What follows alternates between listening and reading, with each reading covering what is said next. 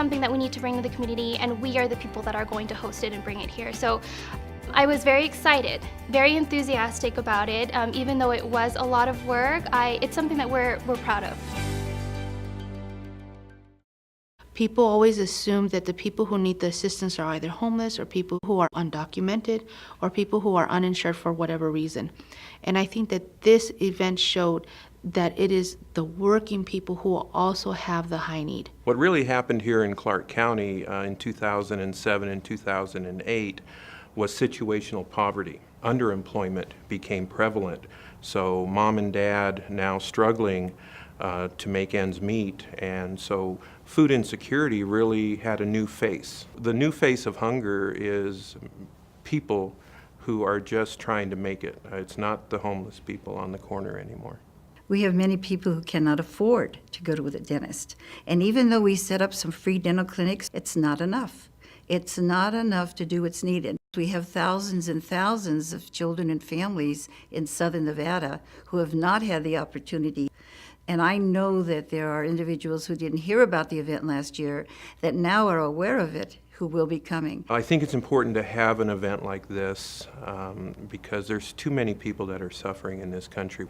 77% of all food insecure households have some form of disease in their house. 58% of every household that's food insecure has somebody with hypertension.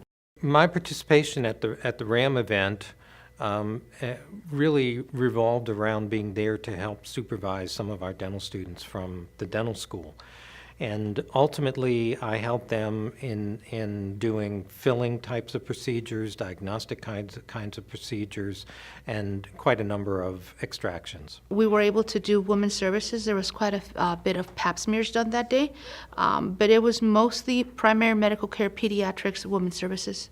Some of the delivery methodologies and techniques were a little bit different than what we have at the dental school, and so it was an excellent experience in terms of dental techniques, as well as obviously the important community experience. A lot of people were very open and self-disclosed that they either did have insurance but did not know how to use it, or they just didn't have insurance because they were not aware of Medicaid.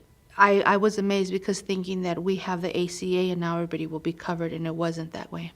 There was a lady that said, you know, when after she received her glasses, she started to cry, and she'd asked to have a picture taken of herself, and we're like, well, you look really good, you know, and she starts crying and says, but I haven't been able to watch TV with my children in 7 years. We have a patient that her story really impacted me. She is a housekeeper and couldn't move her arm because she had these pains, and now seeing her over a year later and that she is much more mobile because of a simple $4 medication. You could tell that they were very appreciative for the opportunity to come. There was no problems between people, no fighting in line. Having this RAM event and the number of people that they helped through just one event alone in this 2-day process was tremendous.